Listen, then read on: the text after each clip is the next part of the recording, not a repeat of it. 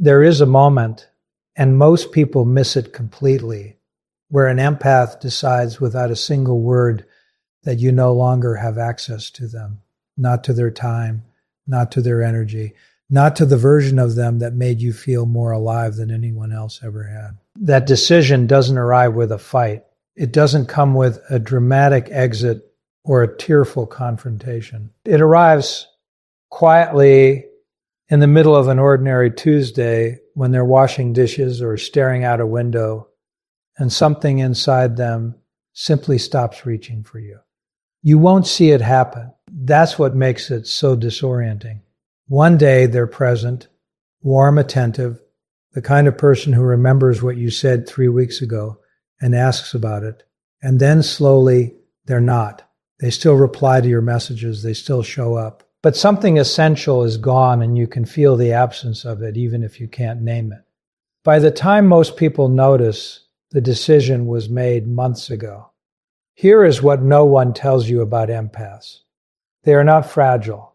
That is the first myth worth destroying. The word empath has been so diluted by pop psychology that most people picture someone who cries at commercials and needs a weekend to recover from a difficult conversation. That's not what an empath is. An empath is someone whose nervous system is wired for extraordinary attunement. They don't just hear what you say, they register what you didn't say. They feel the shift in your energy before you've consciously identified it yourself. They notice when your laugh sounds slightly different, when your silence has a different texture, when your "I'm fine" means the opposite of what those words suggest. This is not a personality quirk. Neuroscience has demonstrated that highly empathic individuals show measurably higher activation in the mirror neuron system, the neural architecture responsible for feeling what others feel as if it were happening to your own body. This means their emotional world is not just more expansive than average, it is more expensive. Every interaction costs something, which is exactly why when an empath finally chooses to disappear from your life, you should understand the full weight of what that means. They didn't do it lightly. They did it after carrying far more than you ever saw them carry. Now here's the contrast that matters. The one most content on this subject gets completely backwards. People assume empaths disappear because they're too sensitive to handle conflict. The truth is the opposite. Empaths are extraordinary at handling conflict. What they cannot handle, what their nervous system eventually refuses to tolerate, is invisible conflict. The kind that never gets named, the kind that exists in the gap between what is said and what is meant. The kind where you do something that wounds them, and instead of a fight, they absorb it. They process it alone at 2 a.m., turning it over in their mind, trying to find the most generous interpretation of your behavior. They will excuse you more times than you deserve to be excused. They will translate your worst moments into the language of your trauma, your stress, your bad day. They are by nature the most loyal people in any room until they aren't. And the line between those two states is not where most people expect to find it. Let's be specific, because the behaviors that make an empath disappear are rarely the dramatic ones. It is almost never the big betrayal, the explosive argument, the obvious cruelty. It is the accumulation of small moments that each carry the same message, a message their nervous system eventually receives with complete clarity, even when their conscious mind is still trying to argue otherwise. The message is this: your inner world is not welcome here. It starts with the jokes. You say something sharp about their sensitivity, about how they always take things too seriously, and you frame it as humor. When their expression shifts, you double down. I'm just kidding. You know I'm joking, right? And they smile. Because what's the alternative? They've already learned that naming the discomfort will be treated as further evidence of the very sensitivity you were mocking. So they file it. They don't forget it. Empaths rarely forget these moments, but they file it and life continues. Then comes the dismissal, not the dramatic kind, the quiet kind. They tell you something real, something it costs them courage to say out loud. I've been feeling disconnected from us lately. Or, When you said that yesterday, it stayed with me. And your response, not out of cruelty, but out of discomfort, is to minimize. You're overthinking it. That's not what I meant, and you know it. Why do you always make everything such a big deal? What you just did in that moment is not correct them. You erased them. You told them that their perception of their own emotional experience is wrong. And for someone whose entire way of moving through the world is built on the accuracy of their perception, that erasure lands somewhere much deeper than an argument. It lands in the foundation. Then the reversal happens. They finally name something important. They sit across from you and say, clearly, this is hurting me.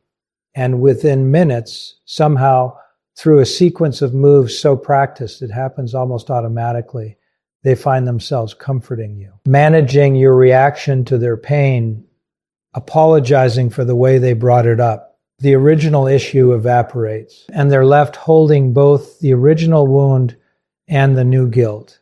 They did it again. They made it worse by saying something. Their silence had been their armor, and they forgot to wear it. Here's what's happening beneath the surface of all of this, and this is the part that actually determines whether an empath stays or goes. Each of these moments is a data point, and empaths, whether they realize it or not, are running a continuous unconscious analysis of those data points, not because they're calculating or strategic, because their nervous system is doing what nervous systems do, learning whether a place is safe, learning whether the cost of being real here is one they can afford. And at a certain point, not after one incident, not after two, but after enough, the data resolves into a conclusion. This place is not safe for me. That is the beginning of the disappearance, not the end of it. What nobody warns you about is this. The behaviors that most reliably drive an empath away are not the ones that look cruel from the outside. They are the ones that look completely normal. They are the ones that, if the empath ever tried to explain them to someone else, would be met with a blank stare or a gentle suggestion that maybe they're being a little too sensitive. This is by far the most disorienting part of the experience, not the harm itself, but the inability to make the harm legible.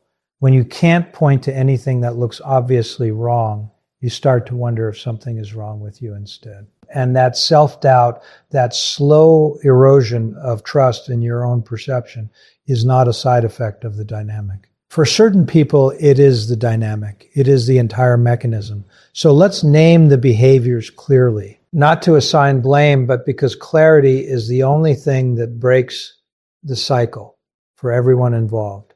The first behavior is what psychologists call emotional outsourcing, though most people who do it have no idea they're doing it at all. It looks like this. Whenever the emotional temperature of an interaction rises, whenever something real and uncomfortable enters the room, you instinctively hand the weight of it to the empath. You become quieter or moodier, or you sigh in a way that shifts the entire atmosphere. And the empath, because of how their nervous system is wired, cannot not respond to that shift.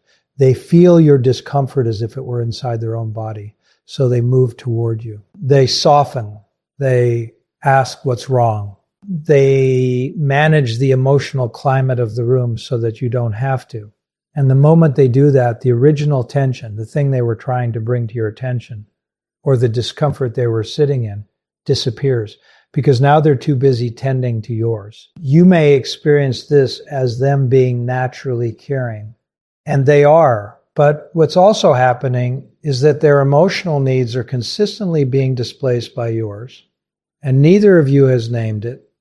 And the pattern repeats until the empath begins to feel that their inner world is a burden they are only permitted to carry alone. The second behavior is more subtle and arguably more damaging. Conditional presence.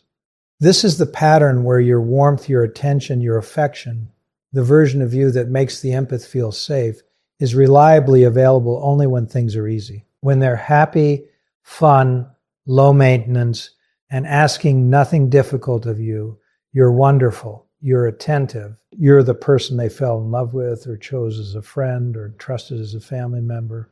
But the moment they bring something heavy, a need, a hurt, a boundary, a truth.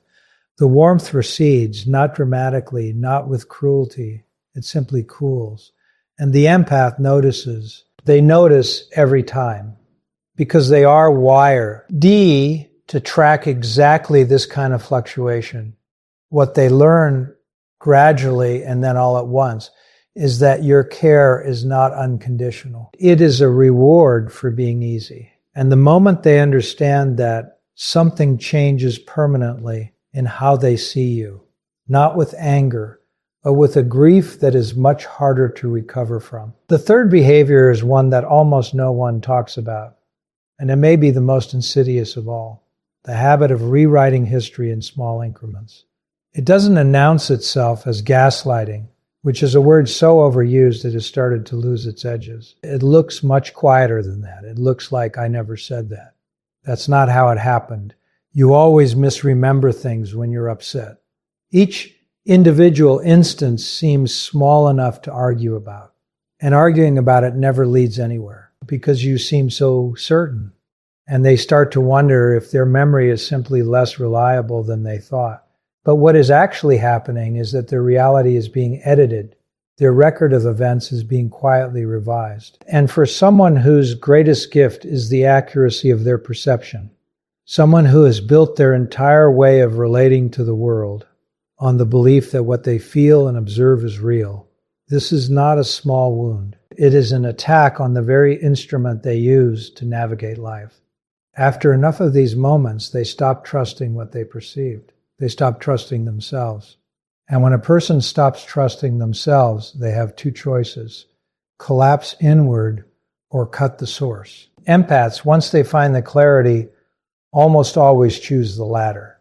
Now, here is the contrast that most people need to sit with, because it is uncomfortable and it is true. Many of the people who enact these patterns are not malicious. They are not scheming. They are, in most cases, people who are themselves carrying unprocessed wounds. People who learned early that vulnerability was dangerous, that emotional needs were burdens, that the way to stay safe was to keep the surface smooth and never let anyone see what was actually happening underneath. That history is real. It deserves compassion. But here's what compassion does not mean. An empath is obligated to absorb the consequences of your unprocessed pain indefinitely. Those two things, understanding why someone behaves the way they do and accepting that behavior as a permanent condition of the relationship, are not the same thing. Empaths often confuse them. For a long time, their understanding functions as a kind of unconscious permission. I know why you are this way, so I will keep absorbing it. But understanding is not the same as consent, and the day they recognize that distinction is often the day the decision quietly gets made. There is also something specific that happens inside an empath during this period that is rarely described accurately. From the outside, they look like they're managing. They're still showing up, still engaged, still warm enough that nothing seems wrong. But inside, they have begun a process that can only be described as a kind of interior withdrawal. They stop bringing you their full self, not out of spite, out of protection. They bring you the version of themselves that won't get hurt here. They stop sharing the things that matter most, the creative idea they were excited about, the fear they haven't said out loud to anyone, the moment of joy so private and specific that sharing it would require real trust. Those things get quietly rerouted. They go into a part of themselves that is no longer accessible to you, and the relationship continues, often for a surprisingly long time, in this partial state, where proximity is maintained but intimacy is already gone. This is the part that causes. It's the shock later. When the empath finally leaves or finally creates distance so definitive, it cannot be ignored. The people around them are often stunned. But everything seemed fine. We were just together last week and they seemed happy. There were no signs. There were signs. There were dozens of signs. But they were interior signs. And no one was reading the interior, because by the time an empathy stops confiding in you, they have already made the decision. What comes next is not a decision. It is an execution. There is a stage that comes after the interior withdrawal that almost no one talks about because it doesn't look like anything from the outside. The empath is still there. They still answer your calls. They still sit across from you at dinner and ask about your day. But something has fundamentally reorganized inside them, and if you knew what to look for, you would see it immediately. Their eyes don't hold yours the same way. Their laugh comes a half second later than it used to. The stories they tell you are the safe ones, surface level, low risk, requiring nothing from either of you. They have become, without announcing it, a careful version of themselves. And careful is the opposite of close. What's happening in this stage is not coldness. It is not indifference. It is something far more precise. It is an empath learning in real time how to grieve a relationship while still being physically present in it. Psychologists sometimes call this ambiguous loss, the particular anguish of mourning something that hasn't technically ended, mourning a person who is still standing right in front of you. For empaths, this experience is amplified by the very sensitivity that defined the relationship in the first place. They don't just feel the loss in their mind, they feel it in their body, continuously every time they're in your presence and the connection. They remember is nowhere to be found. Every conversation that stays shallow when it used to go deep. Every moment of conflict that gets smoothed over instead of resolved. Every time they start to say something real and then stop, redirect, and ask you about your week instead. They feel all of it. They are grieving in real time, and they are doing it silently, and they are doing it alone, and they are doing it while sitting right next to you. This is the cruelest part of the empath's experience, not the original wounds, but this stage, the stage where they already know how the story ends, and they're still in the middle of it, and they cannot yet leave for any number of reasons. Maybe they've built a life with you. Maybe they still love you, because empaths are capable of loving someone and knowing simultaneously that the relationship is no longer safe for them. And these two truths do not cancel each other out. They coexist in a tension that is almost unbearable. Maybe they're waiting for evidence that they're wrong. Maybe they're hoping that the person they first knew, the version of you that made them feel seen before the pattern set in, will reappear and make all of this retrospectively untrue. That hope is not weakness. It is, in fact, one of the most human things about empaths, the persistence of their belief in people's capacity to change. But it is also the thing that extends their suffering far beyond what it needs to be. Because they are extraordinarily good at imagining the best version of a person, and sometimes in a long relationship, that imagined best version is what they're actually in love with, rather than the person who is currently standing in front of them. Distinguishing between those two things, the person's potential and the person's pattern, is one of the hardest cognitive tasks any of us face in relationships.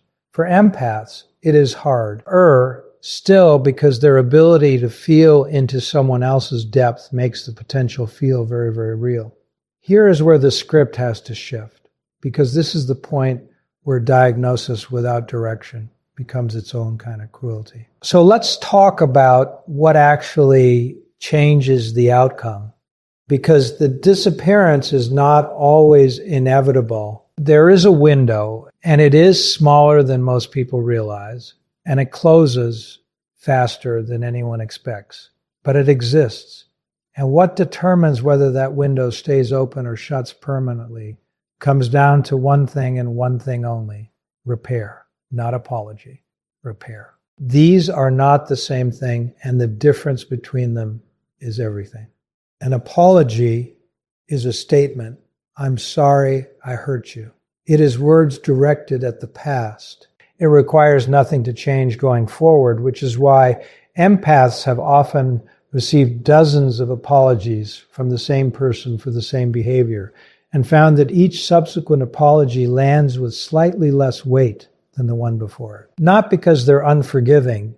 Empaths are extraordinarily forgiving, but because they are tracking behavior over time, and their nervous system is smarter than their hope. When the behavior doesn't change, the apology eventually registers not as remorse, but as a reset button. a way to return to zero without doing the actual work of changing the trajectory. Repair is different. Repair is behavioral. It is sustained. It is what happens when someone not only acknowledges the wound, but changes the pattern that created it. It looks like noticing when you're emotionally outsourcing and consciously choosing to hold your own discomfort instead of shifting it. It looks like when they tell you something hurt, your first response is curiosity rather than defense. That's not what I meant. But tell me more about how that landed.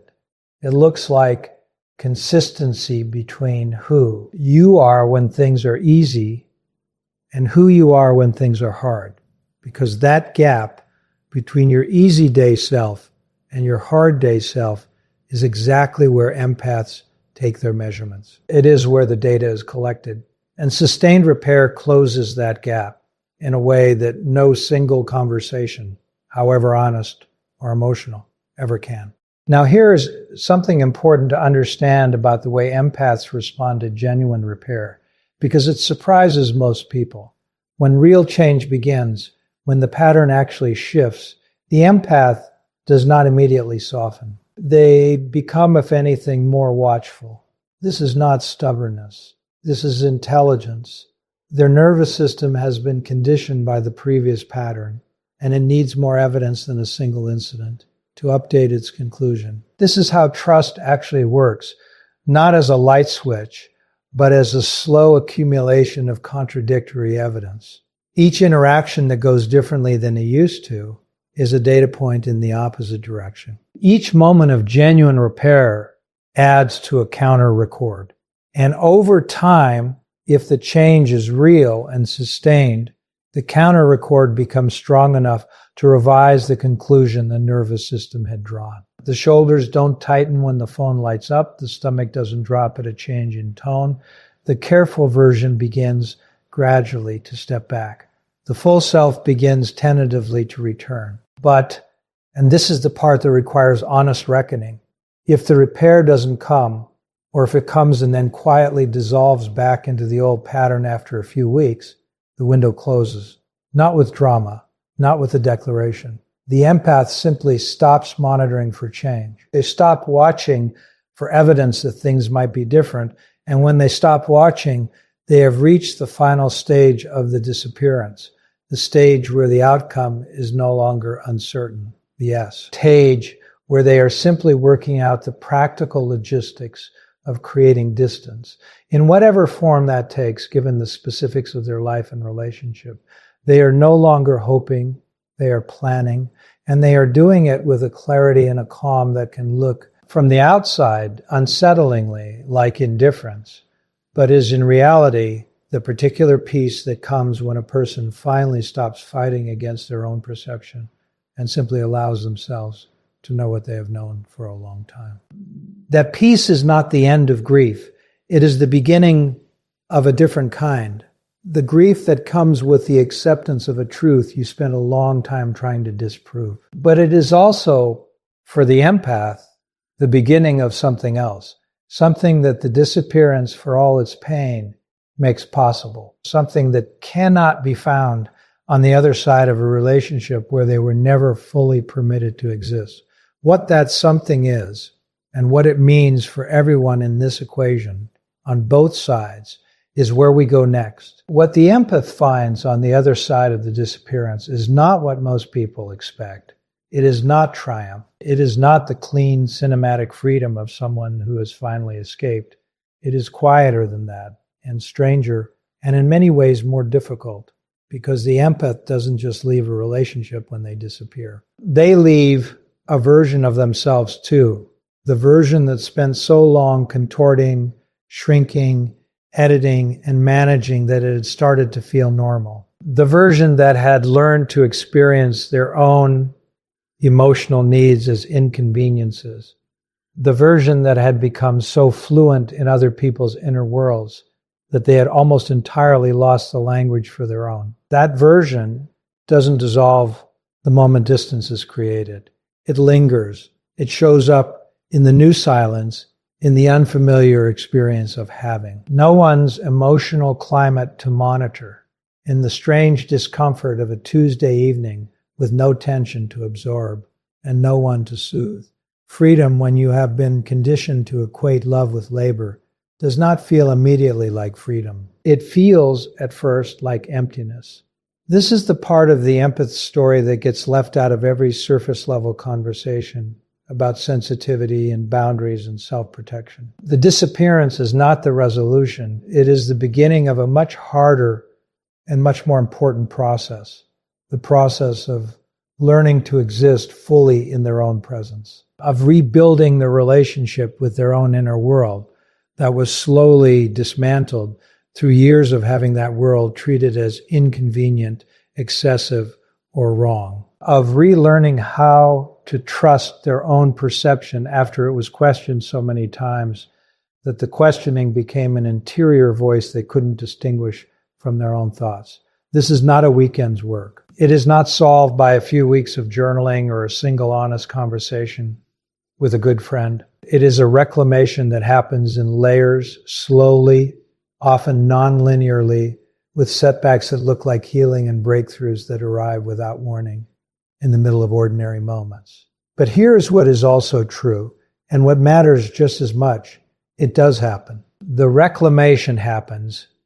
The empath who disappeared, who withdrew their presence so completely that the people around them barely recognized the transition until it was complete, that person finds their way back to themselves. They begin incrementally to trust what they feel again. They begin to speak from their actual experience rather than from the carefully edited version designed to avoid conflict or punishment. They begin to form connections, new and existing, where the full weight of who they are is not merely tolerated but actively welcomed. And when they experience that, when they bring their real self into a space, and the response is curiosity instead of dismissal, care instead of irritation, genuine presence instead of conditional warmth, they understand for the first time in a long time what they had been accepting. In place of that, the contrast is clarifying in a way that nothing else could be.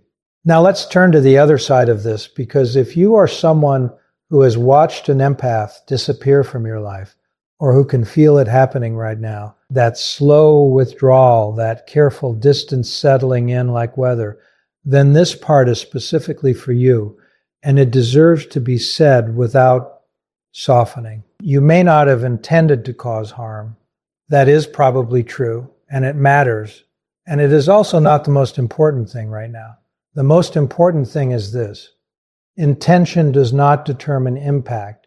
You can wound someone without meaning to. You can systematically dismantle someone's trust in their own perception without ever consciously deciding to do so. You can outsource your emotional discomfort, deliver your conditional warmth, rewrite small moments of shared history, all without a single malicious thought. And the impact on the person absorbing all of that is identical to if you had done it deliberately. The empath's nervous system does not register your intention. It registers the pattern, and the pattern is what determines the outcome. So if the window is still open, if there is still some version of this relationship that exists, even in that careful, partial, quietly grieving state, then what is required of you is not a grand gesture. It is not a long letter or a dramatic declaration or a single conversation where everything gets said. Those things have their place, but they are not what rebuilds trust. What rebuilds trust is the next ordinary moment and the one after that. It is what you do on a random Wednesday when they say something real, and you feel the reflex to defend or dismiss or redirect, and you don't. You stay, you ask, you let their reality exist in the room without immediately trying to resize it to something more comfortable for you. It is consistency between your best day self and your worst day self. It is the slow, unglamorous, deeply necessary work of becoming someone whose care does not fluctuate based on how convenient the other person is being. That is what repair looks like, and it is the only thing that works. Here is the truth that sits underneath everything in this conversation, the one that all of it has been building toward. Empaths do not disappear because they stop loving. They disappear because they finally love themselves enough to stop accepting less than full presence in return for their own.